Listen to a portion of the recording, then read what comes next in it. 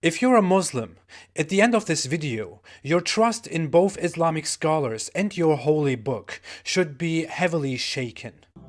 Assalamu alaikum everyone, I'm your host, the narrator, and this is my sidekick, Abu Red. Today we will be analyzing a video by a popular ex-Muslim YouTuber by the name of the Apostate Prophet. I personally call it one of the dumbest hadith. Have a great day and stay away from Islam. Maybe it's time to tear down Muhammad right there, to stop using his name, to destroy this barbaric character. We're going to talk about a pervert today, a person who created an entire faith. Hey Abu, can you fetch me the case file on our new target? Thanks. Let's see here. So the Apostate Prophet comes from a practicing Muslim family, but was rebellious and liberal throughout his youth. And after some spouts of depression, Ouch. He actually thought it was a good idea to join an active communist organization. However, after some time, he decided to leave that organization and start practicing Islam. Not surprisingly, after a measly 4 years, he became an apostate. And as a result of all this, he's now apparently an expert on the subject. You see, much the same as previous targets of this series, the Apostate Prophet is regarded as an authority on Islam simply because he's an ex-Muslim. Therefore, explaining to his adulators why he's wrong is going to be a bit of an uphill battle. As you may have already noticed, I don't have the same privilege. Rather, I have to rely on valid arguments and evidence to make my case. But to be frank, this episode is going to take very little effort. Perhaps far less effort than any episode prior or post. And how is this the case? Well, you see, about a month ago, the Apostate Prophet announced on his Twitter feed that he would be releasing a video apparently showcasing the ultimate demonstration as to why the Quran is objectively wrong and Islamic scholars, apologists et al. Are all trying to deceive you. And eventually, said video was released. However, rather than being an ultimate demonstration of how the Quran is apparently wrong or Islamic scholars, apologists et al. Are deceiving people, his video was the ultimate demonstration of self-refutation. In other words, the Apostate Prophet has literally undermined his entire channel through this video. Now, you don't have to take my word for it because I intend to prove this accusation. Pay attention. But before we go on, let me state the objectives of this episode. Firstly, to show that the Apostate Prophet cannot be trusted when it comes to his understanding of Islam. And secondly, to show that the Apostate Prophet is objectively wrong about most of the things he talks about. Sorry.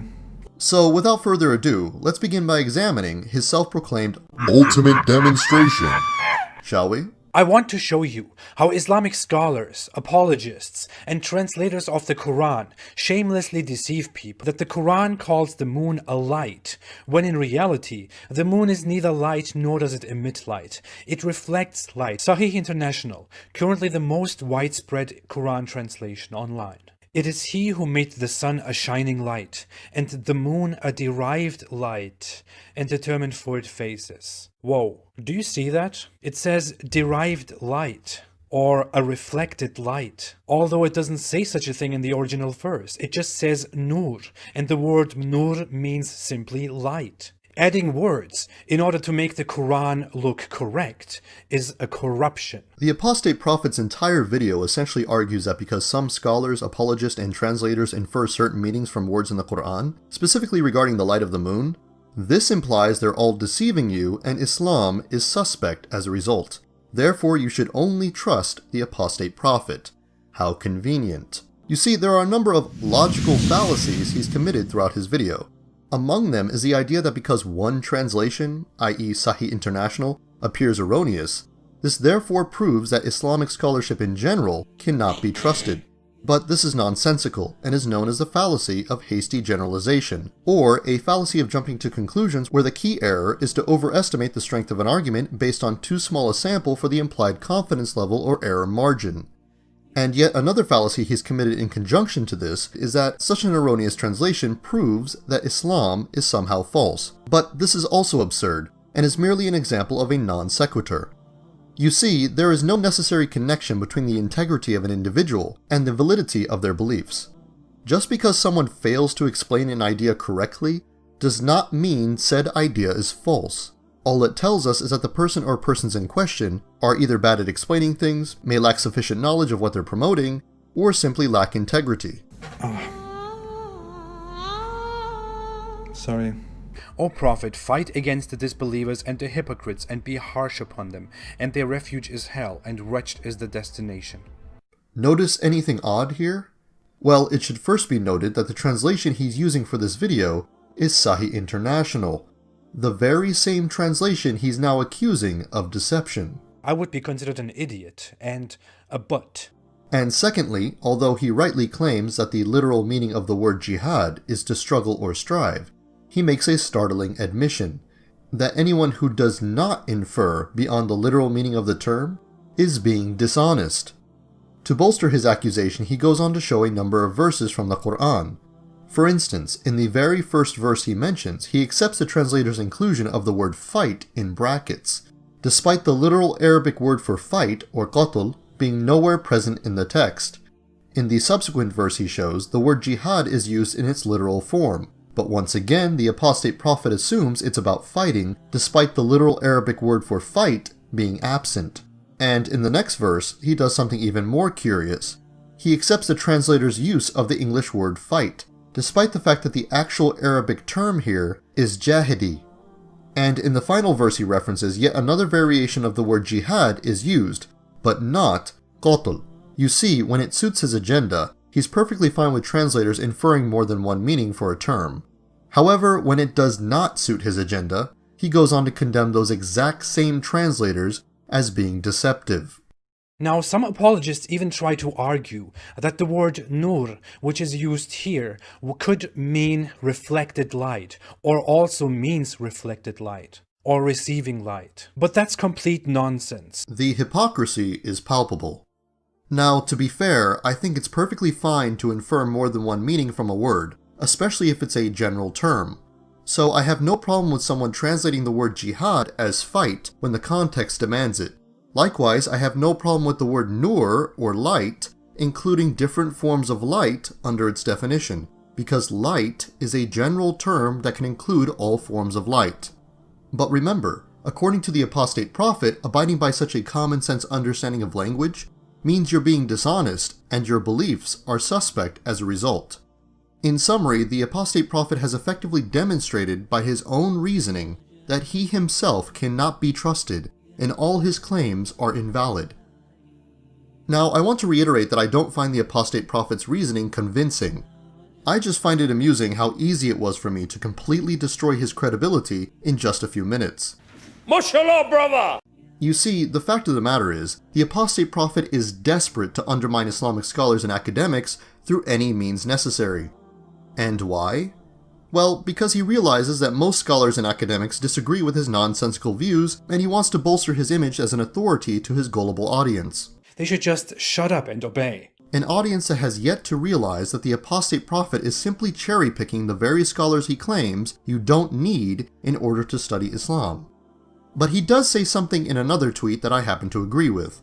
Islam requires a great deal of time and effort to study properly, but what it also requires is a great deal of integrity and a proper research methodology. Qualities which scholars of Islam and academics like myself are formally taught and obligated to uphold. Qualities which the apostate prophet clearly lacks.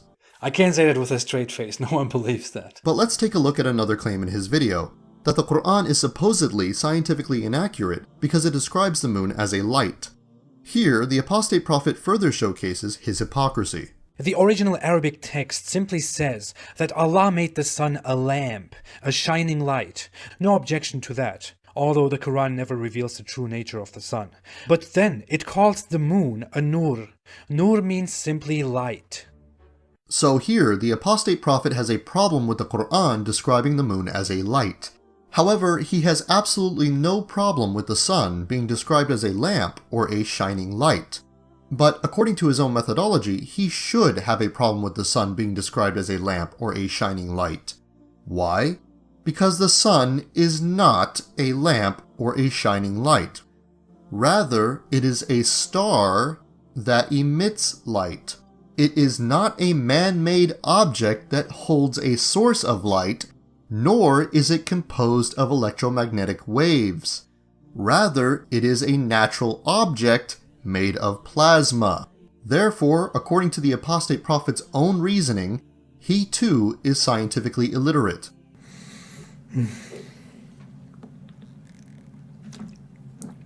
That said, I don't actually believe the apostate prophet is scientifically illiterate. Rather, I think the reason he agreed with the sun being described as a lamp or a shining light is because he understands the use of figurative language. However, because he lacks basic critical thinking skills, he did not attempt to apply that understanding consistently. But a question remains. Why does the Quran describe the sun as a lamp and a shining light, but the moon as just a light? Well, the answer is quite simple. Because that's how they appear in the sky.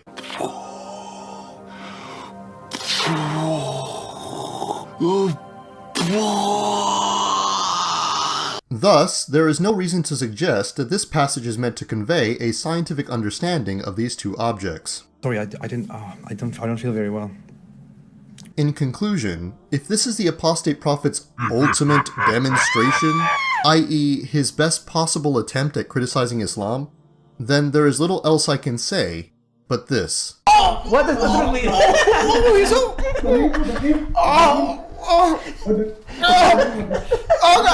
And with all that said, I'd like to thank my viewers for watching. Until next time, Jazakallah khaira, Assalamu alaikum wa rahmatullahi wa barakatuh.